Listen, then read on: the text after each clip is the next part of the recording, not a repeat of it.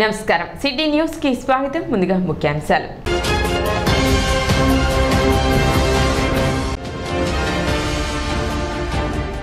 మౌలిక సదుపాయాలు కల్పించాలంటూ అధికారులకు విజ్ఞప్తి చేస్తున్న టిడ్కో నివాసితులు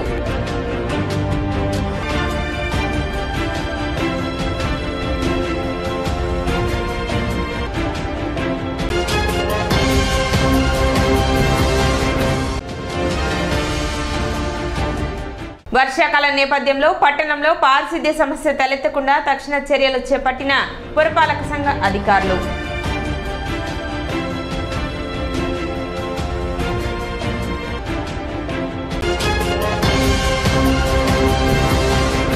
ఇందిరాగాంధీ ఎమర్జెన్సీ విధించి 50 సంవత్సరాలు పూర్తయిన సందర్భంగా ఎమర్జెన్సీ వ్యతిరేక దినం ర్యాలీని భారతీయ జనతా పార్టీ ఆధ్వర్యంలో నిర్వహించారు. స్థానిక సత్యనారాయణ టాకీస్ సెంటర్ నుండి గాంధీ చౌక్ మున్సిపల్ ఆఫీస్ మీదుగా భారతమాత విగ్రహం వరకు కొనసాగింది. భారతమాత విగ్రహం వద్ద మోకాళ్లపై నుంచొని బీజేపీ నాయకులు కార్యకర్తలు నిరసన వ్యక్తం చేశారు. కేవలం అధికారాన్ని అడ్డం పెట్టుకుని ఉండేందుకు అప్పటి కాంగ్రెస్ ప్రభుత్వం ప్రతి ప్రజాస్వామ్య సూత్రాన్ని విస్మరించి దేశాన్ని జైలుపాలు చేసిందని ఈ సందర్భంగా బీజేపీ నేతలు పేర్కొన్నారు. కాంగ్రెస్ తో విభేదించిన వారిని హింసించి వేధించారని, బడుగు బలహీన వర్గాలను లక్ష్యంగా చేసుకునేందుకు సామాజికంగా తిరోగమన విధానాలు తెరపైకి తెచ్చారని అన్నారు. ఎమర్జెన్సీ విధించిన వారికి రాజ్యాంగంపై ప్రేమను చూపించే హక్కు లేదని వ్యాఖ్యానించారు. ఇందిరాగాంధీ తన ఎన్నిక చెల్లదు అని సుప్రీంకోర్టులో తీర్పు వస్తే ఆ కోర్టు తీర్పు ప్రకారం తను ఎక్కడ దిగిపోవాల్సి వస్తుందో అని మంత్రివర్గానికి కూడా చెప్పకుండా రాత్రికి రాత్రి రాష్ట్రపతి చేత ఒక సంతకంతో మొత్తం దేశంలో అత్యవసర పరిస్థితి ఎమర్జెన్సీని విధించింది. కేవలం తన పదవీ కాంక్షతో ఆ రోజు మంత్రివర్గ సహచరులకు కూడా తెలియజేయకుండా ఇమీడియట్గా ఆ అత్యవసర పరిస్థితిని విమర్శించింది. అంతేకాకుండా ఇది పత్రికల్లో రాకుండా ఉండటం కోసం అర్ధరాత్రి న్యూఢిల్లీలో ఏదైతే ఆ పత్రికలు ఉండే ఒక బజార్లో రాత్రిపూట మొత్తం కరెంటు కూడా తీసేయడం జరిగింది. ఆ విధంగా పత్రికా స్వేచ్ఛ, రాజ్యాంగ యొక్క స్వేచ్ఛ, పార్లమెంటుని అన్ని రకాల వ్యక్తిగత స్వేచ్ఛ, ప్రాథమిక హక్కులు వీటన్నిటిని కూడా ఆ రోజున హరించే ఆ నిర్ణయాన్ని భారతీయ జనతా పార్టీ ఫస్ట్ నుంచి కూడా మేము ఖండిస్తూ ఉన్నాం. కార్యక్రమంలో బీజేపీ పట్టణ అధ్యక్షులు అడపా సంపత్రాయుడు, రాష్ట్ర అధికార ప్రతినిధి పాడిబండ్ల రామకృష్ణ, టి అనంతాచార్యులు, వాసుదేవ నాయుడు, బీజేపీ నాయకులు, కార్యకర్తలు పాల్గొన్నారు.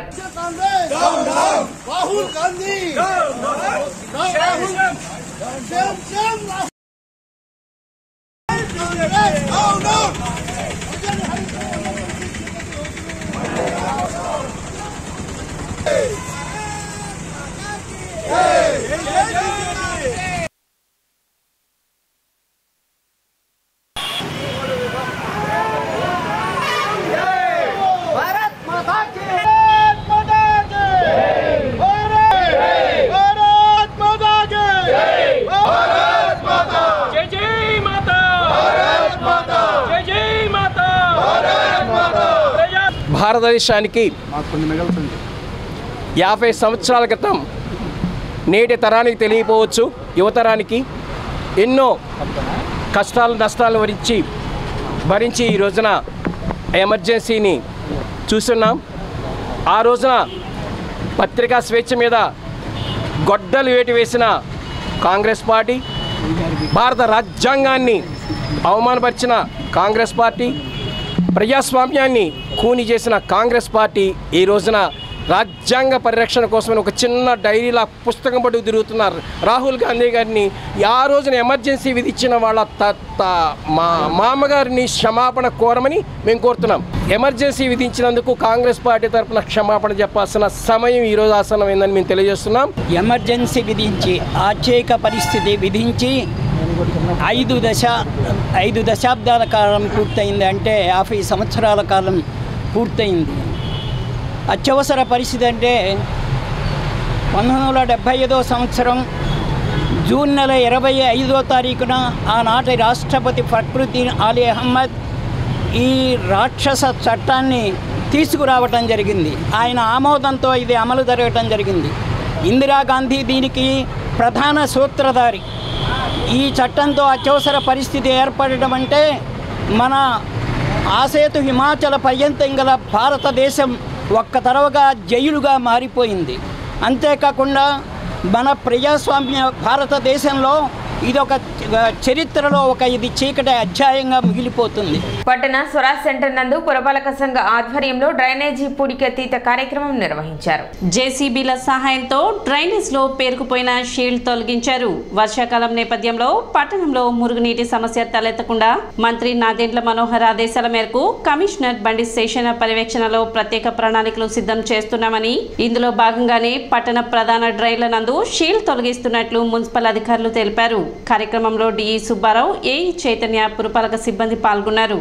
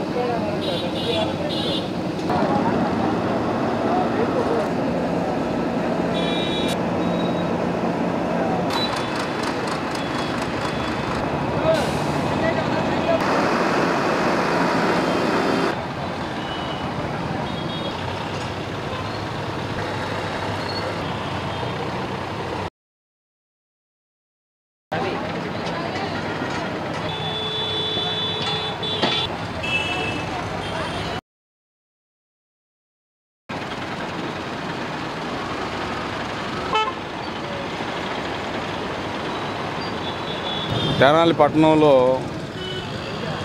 ప్రధానమైనటువంటి కాలువలు సిల్ట్ తీయించే పనిని మన ప్రియతమ మంత్రివర్యులు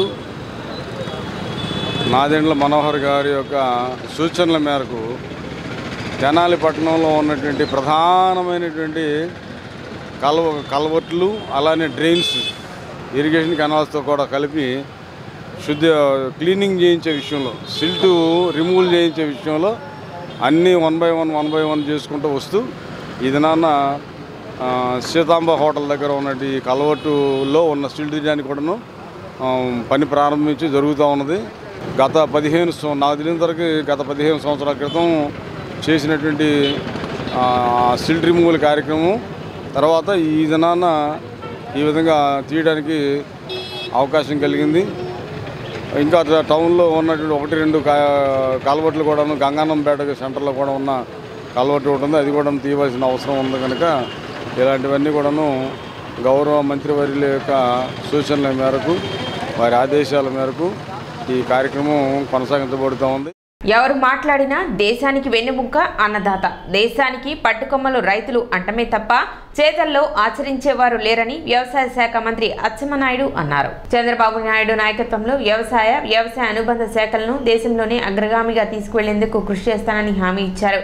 గుంటూరు జిల్లా మంగళగిరి ఆటోనగర్లోని వ్యవసాయ శాఖ రాష్ట్ర కార్యాలయంలో వ్యవసాయ శాఖ కోఆపరేటివ్ శాఖ సభ్యులతో రాష్ట్ర వ్యవసాయ మత్స్యశాఖల మంత్రివర్యులు కింజవరపు అచ్చెన్నాయుడు సమావేశాన్ని నిర్వహించారు. ఈ సందర్భంగా వారు మాట్లాడుతూ ఖరీఫ్ సీజన్లో వ్యవసాయానికి ఎరువులు అందలేదన్న మాట రాకుండా కృషి చేస్తానని అన్నారు. గత ప్రభుత్వ హయాంలో వ్యవసాయానికి చేసింది ఏమీ లేదని ఆవేదన వ్యక్తం చేశారు. గ్రామీణ విధానాలపై అవగాహన ఉందని, అందరం కలిసి వ్యవసాయాన్ని అభివృద్ధి దిశగా తీసుకువెళ్లేందుకు సహకరించాలని కోరారు. రూల్స్ కి వ్యతిరేకంగా ప్రజా వేదికను నిర్మించామని కూల్చేసిన మాజీ ముఖ్యమంత్రి 26 జిల్లాల్లో రూల్స్ కి విరుద్ధంగా భవనాలు ఎలా నిర్మిస్తారని ప్రశ్నించారు. కక్ష సాధింపు చర్యలకు, దాడులకు తెలుగుదేశం పార్టీ వ్యతిరేకమని, ప్రజాస్వామ్యబద్ధంగా పరిపాలన ఉంటుందని స్పష్టం చేశారు. చంద్రబాబు నాయుడు గారు ఒక అచంచలమైన విశ్వాసంతో ఒక మంచి శాఖను నాకు కేటాయించారు.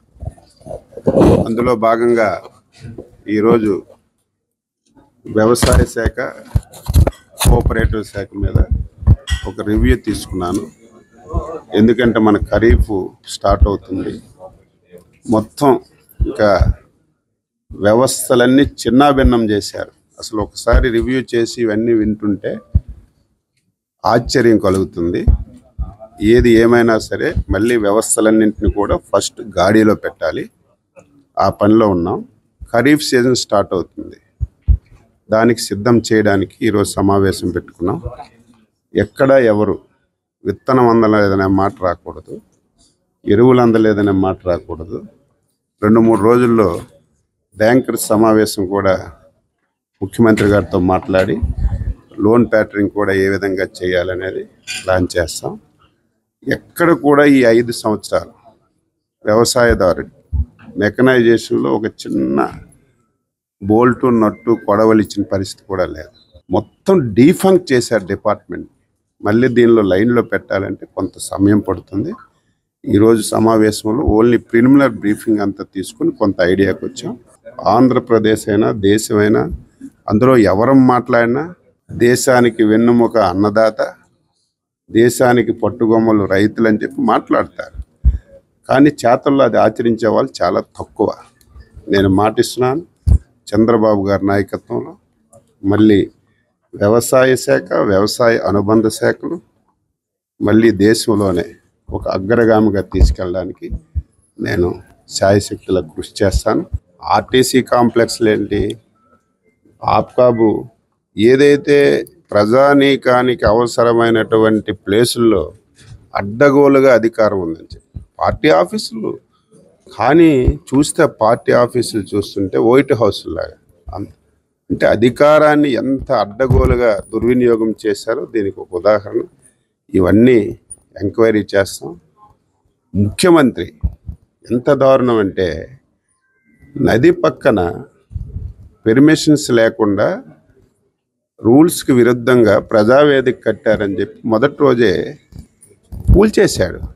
అదే ముఖ్యమంత్రి రాష్ట్రంలో 26 జిల్లాల్లో కనీసం ఒక్క పెర్మిషన్ కూడా లేకుండా, జ్ఞానం ఉండాలి, ముఖ్యమంత్రి స్థాయిలో ఉన్నారంటే అన్ని పెర్మిషన్స్ తీసుకోవాలి, అందరికీ ఆదర్శంగా ఉండాలి. అటువంటి వ్యక్తి అధికారం ఉంది, ఈ రాష్ట్రంలో నేనే శాశ్వతంగా ఉంటాను, ఈ రాష్ట్రానికి శాశ్వతంగా నా పార్టీ ఉంటుందని చెప్పి మదమెక్కి విర్రవీగి మొత్తం ఆఫీసులన్నీ కూడా ఒక్కటంటే ఒకటి పెర్మిషన్ లేకుండా కట్టారు.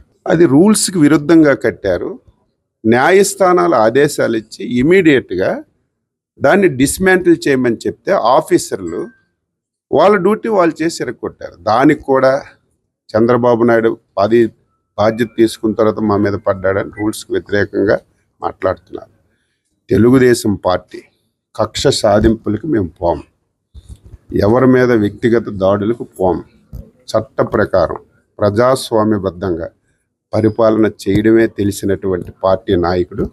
నేను మళ్ళీ చెప్తున్నాను, ఎవరి మీద కక్ష సాధింపులు ఉండవు. నువ్వు వైసీపీ రొంగేసావు కదా, లక్షల రూపాయల కోట్లు ఖర్చు పెట్టి దాన్ని మళ్ళీ ఇంకొక రొంగేయడం కానీ, నీ బొమ్మలు ఉన్నాయని చెప్పి క్యాన్సిల్ చేయడం కానీ, ఇటువంటి విధానాలు ఎప్పుడు ఉండవు. పద్ధతి ప్రకారం పరిపాలన చేస్తాం. ఒక అచంచలమైన నమ్మకంతో 164 స్థానాలంటే ఆ దేశ చరిత్రలో 1 సైడ్ మ్యాండేట్ ఇచ్చారంటే ఒక నమ్మకం, విశ్వాసం ఇచ్చారు. ఆ నమ్మకాన్ని వమ్ము చేయకుండా పరిపాలన చేస్తామని చెప్పి తెలియజేస్తున్నారు. మౌలిక సదుపాయాలు కల్పించి తమ యొక్క సమస్యలను పరిష్కరించాలని జగడగుంటపాలెం టిడ్కో నివాసితులు విజ్ఞప్తి చేస్తున్నారు. నివాసాల చుట్టూ పిచ్చి మొక్కలు పెరిగి అటవీని తలపిస్తున్నాయని, వాటి కారణంగా పాముల పడత ఎక్కువగా ఉందని అక్కడి ప్రజలు ఆవేదన వ్యక్తం చేస్తున్నారు. రోడ్లు సరిగా లేవని, తాగునీటి సమస్య ఎక్కువగా ఉందని చెప్పారు. అదేవిధంగా వీధి దీపాలు లేవని, రాత్రి అయితే రోడ్డుపైకి రావాలంటే భయంగా ఉందని మహిళలు వాపోతున్నారు. ఇళ్లకు వచ్చే దారిలో మద్యం దుకాణం ఉందని, రాత్రి వేళ మహిళలు అటువైపు రావాలంటే ఇబ్బందికరంగా ఉంటుందని, ఆ ప్రాంతంలో పోలీస్ సెక్యూరిటీ ఏర్పాటు చేయాలని విజ్ఞప్తి చేస్తున్నారు. ఇక్కడ చాలా ఇబ్బందిగా ఉందండి మాకు. అక్కడ మొత్తం తొప్పులు చెట్లు అవి వెళ్ళిపోయినాయి. పిల్లలు, చిన్న చిన్న పిల్లలు కూడా ఉన్నారు. బాగా మాకు ఈ కరెంట్ పోల్ దగ్గర కూడా వాటర్ బాగా ఫుల్గా వస్తుంది. ఇప్పుడు చిన్న బయటకు వచ్చినప్పుడల్లా మాకు ఈ చెట్లు వల్ల పాములు, తేళ్ళు మొత్తం బయటకు వస్తున్నాయి. దీని తర్వాత మేము ఇక్కడ హోల్ తిప్పుకోవాలన్నా, వాటర్కి వాల్ తిప్పాలన్నా ఇటు నుంచి వెళ్ళవలసి వస్తుంది. మేము ఇదంతా ఇప్పుడు మేము వెళ్ళాలన్నా మాకు చాలా ఇబ్బంది అవుతుందండి. ఇది సరిగ్గా ఇవన్నీ చూడండి ఎట్లా ఉందో, బాగా ఇబ్బంది అవుతుంది మాకు. ఇది ఒక్కటే చేస్తే మేము బాగుంటుంది. ఇది అయితే కరెంటు సరిగ్గా చేయలేదు మాకైతే. ఇదంతా బాగా చేయాలని మేము కోరుకుంటున్నాం. మున్సిపల్ ఆఫీసర్లు 2 రోజులకు ఒకసారి, 3 రోజులకు ఒకసారి మాత్రమే వస్తున్నారు. అదేమంటే బ్లాక్లో ఎవరు లేరు కదా, ఎందుకు క్లీన్ చేయాలి అన్నట్టు వాళ్ళు మాట్లాడుతున్నారు. ఎవరు క్లీన్ చేయినా వచ్చినా రాకపోయినా బ్లాక్లో వాళ్ళు క్లీన్ చేసే బాధ్యత వాళ్ళకే ఉంది కాబట్టి అలా అంటున్నారు. మాకు మనుషులు ఇవ్వట్లేదు అంటున్నారు. ఎవరిని ఇవ్వట్లేదు అంటున్నారు. మాకు ఇక్కడైతే ఎవరు ఇవ్వట్లేదు, బ్లాకులకు వచ్చి ఇద్దరిద్దరే ఇస్తున్నారు అంటున్నారు. ఆ లాస్ట్ బ్లాక్లు ఊడ్చిని ఈ బ్లాక్లకి అయితే అసలు ఎవరు రావట్లేదు. మేము ఇంటి ముందు ఎవరింటి ముందు వాళ్ళు ఊడ్చుకుంటాం కానీ రోజు ఊడుస్తాము, ఎవరింటి ముందు ఎవరింట్లో ఊడ్చుకోకుంటాం. అలాగే రోజు ఊడ్చుకుంటున్నా వాళ్ళు వచ్చి ఆ చెత్త కూడా ఎత్తట్లేదు. మేము గడ్డి పీకింది కూడా అక్కడక్కడ వేసినా మేమే తీసుకోవాల్సి వస్తుందండి. అది మాకు ఇది ఒకటి కొంచెం శుభ్రంగా చేస్తే బాగుంటుంది. పాములు మాత్రం చాలా ఎక్కువ వస్తున్నాయండి. పిల్లలు చిన్న పిల్లలు ఉన్నారు. నైట్ పూట అయితే అక్కడ ఒక్క స్తంభానికి కరెంటు పోల్ ఒక్కటి లేదు, ఒక్క లైట్ కూడా లేదు మాకు మాత్రం. అదొకటి వేయండి కొంచెం లైన్లో. ఈ చెట్లు ఒకటండి, చెట్లు మీరు చూడండి ఒకసారి. ఆ చెట్లు అయితే అసలు బాగాలేదు. ఆ చెట్లు కూడా మీరు తీపిస్తే కొంచెం బాగుంటుంది. వంతున ఒకటి వేయండి సార్, కొంచెం బాగుంటుంది మాకు. ఈ చివరి నుంచి ఆ చివరికి వెళ్ళలేకపోతున్నాం మేము. మీరే చెప్పారు ఒకవేళ ఏ ప్రభుత్వం వచ్చినా మీరు ఆ వంతున ఒకటి వేస్తారని మాకు చెప్పారు. ఏ ప్రభుత్వంలో మాకు చేసేది అదొకటే అని. ప్రభుత్వం కోసం మేము చేయకపోయినా మా కోసం మీరు చేస్తారని మేము ఎప్పుడు చూస్తున్నాము. మాదొకటి సాయం చేసి మాకు అక్కడ వంతున ఒకటి వేయించండి సార్. మాకు నైట్ పూట మాత్రం ఆ చివరి నుంచి చివరి రావడానికి కూడా 7 కాడ నుంచి అసలు ఆ చివరి నుంచి చివరికి రాలేవు. అది కూడా కొంచెం చూసి ఎవరైనా సెక్యూరిటీ గార్డ్స్ని పెడతారని మేము కోరుకుంటున్నాం. ఆ రోజు ట్రాక్టర్ వేసి ఈ చెత్త కూడా మేము తీపిచ్చాలి. మున్సిపల్ ఆఫీస్ని తీసుకొచ్చిన చెత్త కూడా మేము వేసిన చెత్త కూడా ఇక్కడే వేస్తున్నారు. డంపింగ్ అంటే కదా, ఏ రోజు ఎప్పుడు ఏ చెత్త ఆ రోజు వెళ్ళాలి, ఎప్పుడు వెళ్ళట్లేదు. ఎప్పుడు వాళ్ళు తీసుకొచ్చిన చెత్త కూడా ఇక్కడే వేస్తున్నారు. ఇదంతా మురుగుడు కాలం అయిపోయింది. ఇక్కడ మాకు దోమలు ఫుల్గా ఉన్నాయి. ఇది ఒకటి మాకు చెయ్యండి. బ్లాక్లు అందరూ వచ్చారు, ఎవరు రాలేదని అంటున్నారు. అందరూ బ్లాక్లు మొత్తం నిండిపోయాయి అన్నాయి. ఇవన్నీ చేసి మీరు కొంచెం సాయం చేసి మంత్రి గారిని రిక్వెస్ట్ చేస్తున్నాం మనోహర్ గారికి. రోడ్లు మీరు పోయినసారి కూడా ఈ ప్రభుత్వం కాకపోయినా అంత ముందు గెలిచినప్పుడు కూడా మీరు రోడ్ల గురించి అన్ని విధాలుగా అందరూ చెప్పారు మీరు రోడ్లు వేశారని. మాకు ఈ రోడ్డు ఆ వంతున ఒకటి వేస్తే మీకు సహాయం పడతాం సార్. ఇక్కడ 2 మోటార్లు ఉన్నాయంటే ఈ కనెక్షన్ వరకు ఇక్కడ ఉంచి ఆ ట్యాంక్ ఫుల్ చేసి ట్యాంక్ మొత్తం పూర్తి చేస్తే మాకు ఇంతవరకు వస్తాయి సార్. 2 రోజులకు ఒకసారి వస్తున్నాయి, 2 రోజులు రావట్లేదు సార్. అది ఒక్కటి చేసి ఆ బ్లాక్ ఈ వంతు ఇక్కడ మాత్రం కనెక్షన్ 2 మాకు సొంతమే అంటున్నారు. వాళ్ళు వదిలినప్పుడు మాకు సంబంధం లేదు, కరెంట్ ఆఫీసులకి వాళ్ళకి మాట్లాడాలి అంటున్నారు అంట సార్. అది ఒకటి వేసి మాకు సొంతంగా ఇక్కడ మాకు ట్యాంక్ ఫుల్ నీట్గా చేసేసి ఆ ట్యాంక్ వచ్చి మాకు 2 రోజులు రాకపోయినా నీళ్ళు మేము అక్కడికి వెళ్ళినా తెచ్చుకుంటాం. 3వ ఫ్లోర్ 4వ ఫ్లోర్లు వెళ్ళి ఇబ్బంది పడుతున్నారు సార్. అక్కడికి వెళ్ళి తెచ్చుకోలేకపోతున్నాం. ఇది ఒక్కటి సహాయం చేసి. గత ప్రభుత్వంలో ఇక్కడ వంతెన నిర్మాణం చేపడతామని చెప్పి కనీసం మొదలు కూడా పెట్టలేదని, కొత్త ప్రభుత్వమైన వంతెన నిర్మాణం చేపట్టి రాకపోకలను సుగమనం చేయాలని కోరారు. అంతేకాకుండా టిట్కో వాసుల సమస్యలను గత ప్రభుత్వం విస్మరించిందని, ఈ ప్రభుత్వమైన తమకు మౌలిక సదుపాయాలు కల్పించి తమ సమస్యలను పరిష్కరించాలని అధికారులకు, ప్రజాప్రతినిధులకు, లబ్ధిదారులు విజ్ఞప్తి చేస్తున్నారు.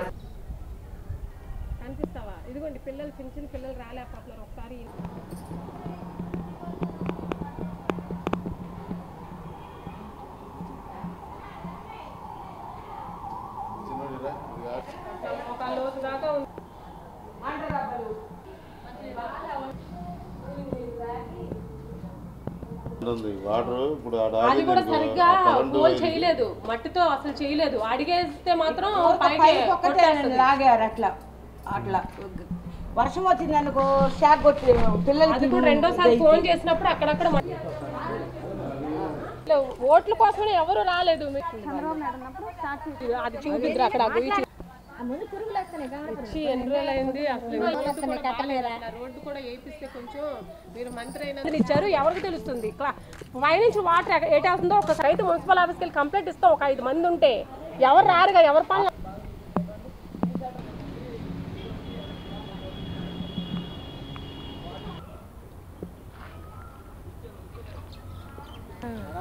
చాలా ఇబ్బందిగా ఉంటుంది ఈరోజు. కాకపోతే ఇక్కడ అసలు రోడ్డు వసతి కానీ సౌకర్యాలు కానీ ఏమీ లేవు సార్. ఈడ వచ్చేపాటికి విపరీతమైన చెట్లు పెరిగిపోయి పాములు, నైట్ రావాలంటే కరెంట్ లేదు. మాకు ఇక్కడ చాలా ఇబ్బంది సార్. ఇదంతా అడవల్లే పెరిగిపోయి క్లీన్ చేయమంటే మున్సిపాలిటీ వాళ్ళు అసలు మేము డబ్బులు ఇచ్చినా కూడా క్లీన్ చేయడానికి వాళ్ళకి బద్ధకం అయిపోతుంది. అక్కడికి అప్పుడప్పుడు చేయించుకోవడానికి డబ్బులు కూడా ఇస్తున్నాం సార్, అయినా కూడా చెయ్యట్లా. ఇదిగో చేస్తాం అదిగో చేస్తామంటారు, చేయకోకుండా వెళ్ళిపోతున్నారు. 2 రోజులకు ఒకసారి వచ్చి ఓడవడము చేయడము అలా చేస్తున్నారు. ఏమన్నా అన్నామనుకో మేమేం చేస్తామమ్మా, మమ్మల్ని ఇద్దరిని వేస్తున్నారు, ఎంతవరకు చేస్తాం మేము కూడా అని అడుగుతున్నారు. అసలు పాములు తెగ తిరుగుతున్నాయి సార్. మాకైతే చిన్నపిల్లలు ఉన్నారు, మా మనవాళ్ళు వాళ్ళు. అసలు నైటు ఇబ్బంది అయిపోతుంది మాకైతే. ఇక్కడ చీకటిగా ఉండి అసలు కుర్రోళ్ళు కూడా ఎక్కువగా తాగేవాళ్ళు చాలామంది ఇక్కడ రోతగా అయిపోతుంది సార్.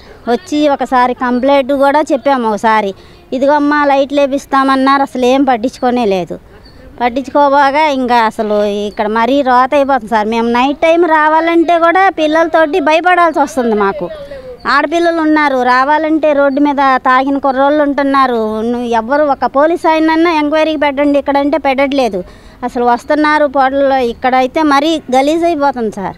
ఇక్కడ వాటర్ ప్రాబ్లం ఉంది, పిచ్చి మొక్కలు, పాములు, తేళ్ళు అవన్నీ తిరుగుతున్నాయి. రోడ్లు బాగాలేదు, రోడ్లు బాగోలేదు, రోడ్డు బాగాలేదు.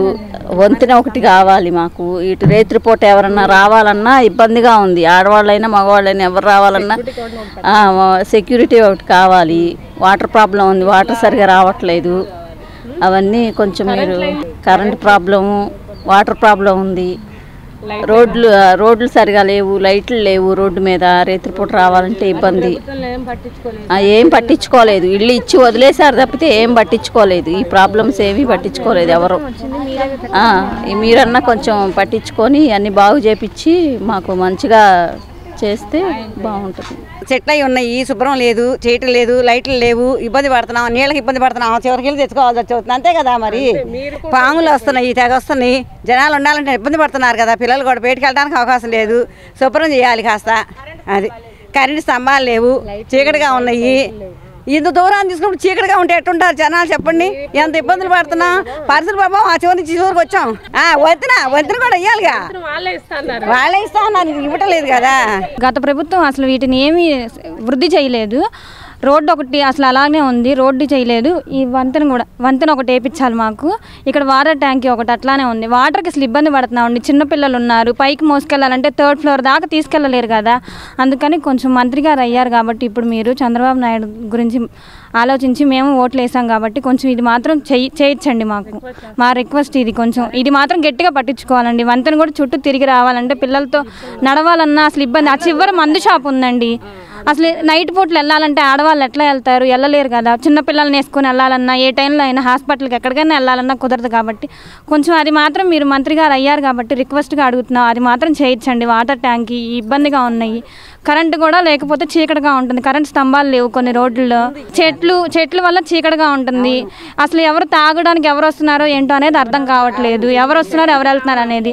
సెక్యూరిటీ కూడా కావాలండి. చిన్నపిల్లలతో పాములు ఇట్లా ఉంటే చిన్నపిల్లలతో ఎట్లా ఉంటాం? మేము ఉండలేకపోతున్నాం అండి. కొంచెం ఇది మాత్రం చేయించండి మాకు. వాటర్ పోవట్లేదు, బాగా మురుగు వాసన వస్తుందండి.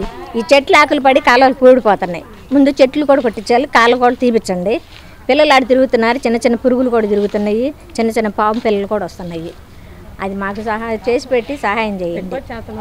వర్షాకాలం కదండి, పైనుంచి వాటర్ వస్తున్నాయి, ఎటు నుంచి వెళ్తున్నాయి కూడా తెలియట్లేదు. ఆ కాలువ కొంచెం శుభ్రం చేసి పెట్టండి. దోమలు, మురుగు అంతా రోతగా ఉంటుంది. పురుగులు అవన్నీ వస్తున్నాయి, మేము అసలు ఉండలేకపోతున్నాము. ఆంధ్రప్రదేశ్లోని వివిధ ముస్లిం సంఘాలను ఐక్యపరిచి టీడీపీ, జనసేన, బీజేపీ కూటమి ప్రభుత్వ విజయానికి విశేష కృషి చేసిన ఫారూక్ సుబ్లీకి నూతన ప్రభుత్వంలో సముచిత స్థానం కల్పించాలని రాష్ట్ర ఇమాం మజ్లిస్ కమిటీ అధ్యక్షులు ఫరీద్ అన్నారు. మంగళవారం ఉదయం మసీదు ప్రాంగణంలోని కార్యాలయంలో ఏర్పాటు చేసిన విలేకరుల సమావేశంలో ఆయన మాట్లాడుతూ తొలి ప్రయత్నంలోనే ముస్లింలను గుర్తించి నంద్యాల ఫారూక్కు మంత్రి పదవి లభింపచేసినందుకు ధన్యవాదాలు తెలియజేస్తూ రాష్ట్రంలోని అన్ని వెనుకబడిన వర్గాలతో ముస్లింల సంక్షేమం ఆకాంక్షించే ఫారూక్ సుబ్లీకి కూడా నూతన ప్రభుత్వంలో సముచిత గౌరవం కల్పించమని చంద్రబాబును పవన్ కళ్యాణ్ కోరనున్నామన్నారు. ఆయన స్ఫూర్తితోనే చేసిన ప్రచారంతో కూటమికి 164 స్థానాలు దక్కాయని అన్నారు. ముస్లిం నాయకులు పఠాన్ కరీముల్లా మాట్లాడుతూ ఎస్సీ, ఎస్టీ, బీసీ, మైనార్టీల శ్రేయస్సు కాంక్షించే విజయవాడ వాసి ఫారూక్ సుబ్లీ రాష్ట్రంలోని 17 మైనార్టీ సంఘాలను ఏకత్రాటిపై తెచ్చి కూటమి విజయపదంలో నడిపించాడని, ఎన్నికల సమయంలో కూటమి విజయం రాష్ట్రానికి ఎంత అవసరమో వాడవాడలో ప్రచారం గావించామన్నారు. గత ప్రభుత్వంలో మొహమ్మద్ ఫారూక్ సుబ్లీ గారు ముస్లిం మైనారిటీల కోసం ఎన్నలేని పోరాటాలు చేశారు. వారి మీద ఎన్నో కేసులు భరాయించుకొని ముస్లిం సమస్యల మీద నిరంతరం పోరాటం చేసి మన హక్కుల కోసం ముస్లింల హక్కుల కోసం పోరాడారు. వారు మంచి కార్యక్రమాలు చేశారు.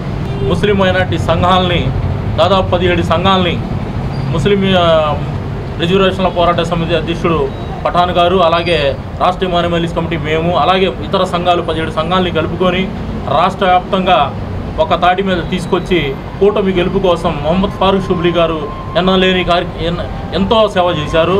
అలాంటి ఫారూక్ సుబ్లీ గారు తెలుగుదేశం పార్టీ, జనసేన పార్టీ గెలుపు కోసం, కూటమి గెలుపు కోసం ఎన్నో పోరాటాలు చేసి గెలుపు కోసం కీలక పాత్ర పోషించిన మొహమ్మద్ ఫారూక్ షుబ్లీ గారిని సముచిత స్థానం ప్రభుత్వంలో కల్పించాలని మన అందరం ముస్లిం సంఘాలందరూ కూడా వారికి మద్దతు తెలియజేస్తున్నాయి.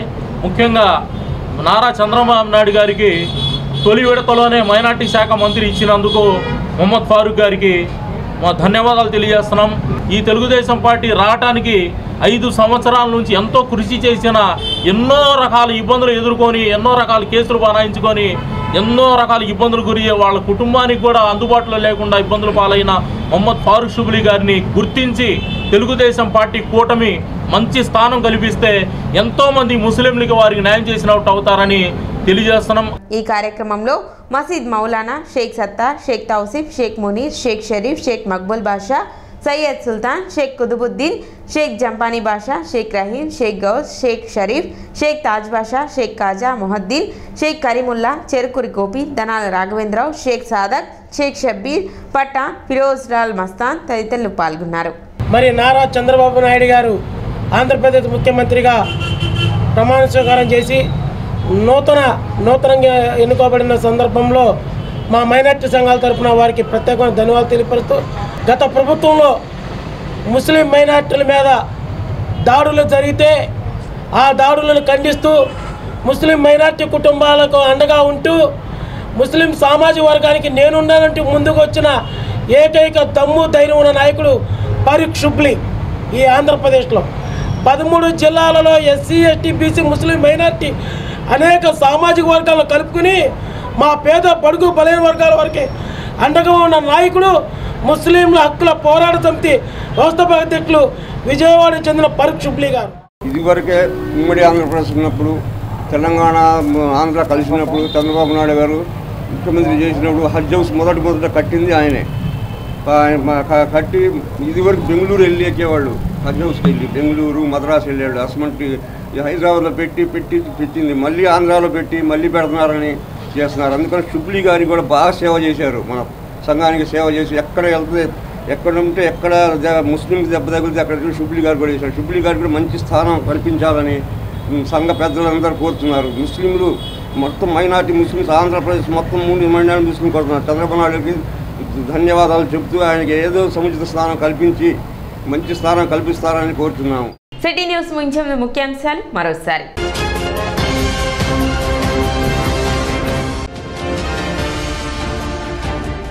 మౌలిక సదుపాయాలు కల్పించాలంటూ అధికారులకు విజ్ఞప్తి చేస్తున్న టిడ్కో నివాసితులు.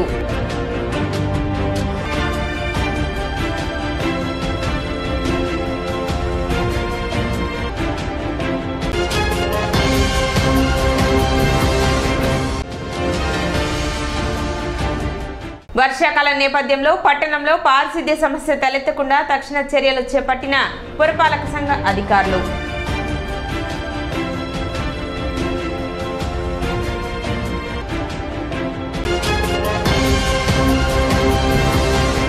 సిటీ న్యూస్ ఇంతటితో సమాప్తం. నమస్కారం.